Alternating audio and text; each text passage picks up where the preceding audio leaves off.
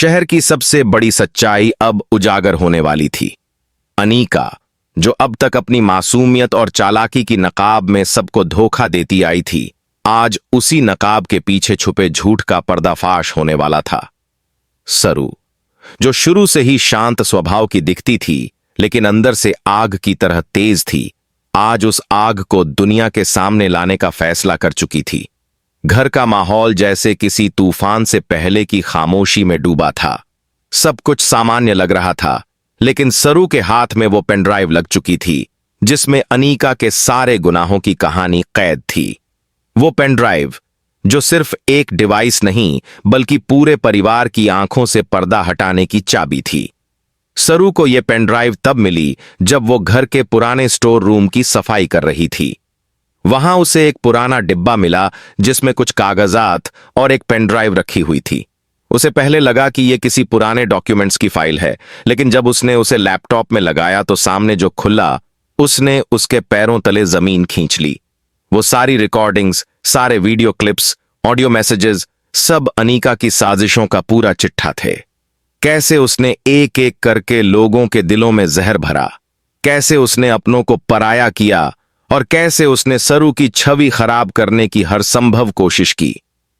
सरू ने सब कुछ शांत रहकर देखा, सुना और फिर खुद को संभाला।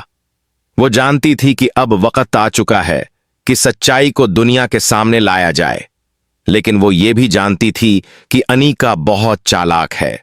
वो किसी भी पल अपने बचाव का रास्ता निकाल सकती है।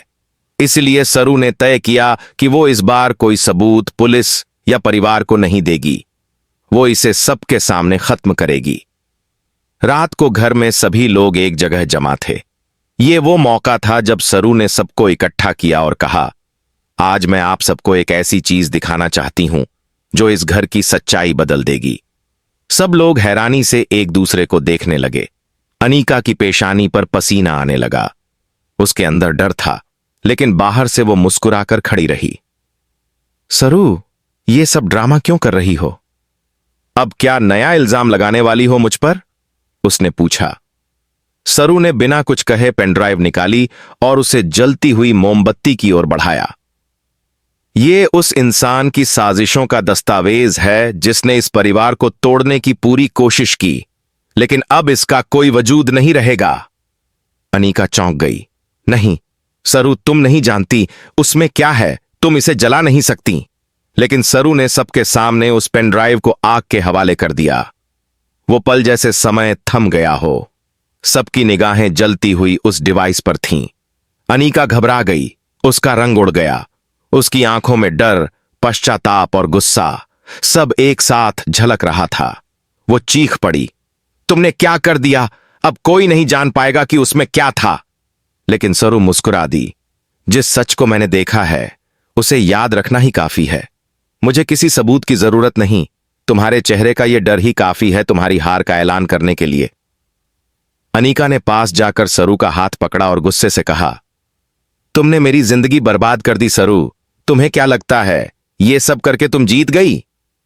सरू ने उसका हाथ झटकते हुए जवाब दिया, जीतने या हारने की बात तब होती है जब खेल ईमानदारी से खेला जाए। लेकिन तुमने तो शुरू से ही चालें चलीं, मासूम बनने का नाटक किया और सबको अपने इशारों पर नचाया। यह खेल तुम्हारा नहीं था और अब इसका गेम ओवर हो चुका है। परिवार के बाकी सदस्य अब अनीका की ओर देखने लगे। उन सबकी आंखों में सवाल थे। अब तक जो अनीका को सही समझते थे, उन्हें अब यकीन नहीं हो रहा था कि वो इस कदर गिर सकती है। दादी मां ने धीरे से पूछा, अनीका, क्या सच में तुमने कुछ गलत किया है?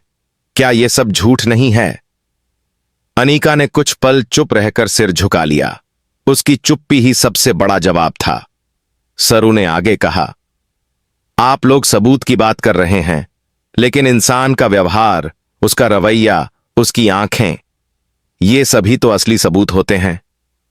अनीका की आंखों में जो डर है वही इस बात का सबूत है कि उसने कितने झूठ बोले, कितनी चालें चलीं।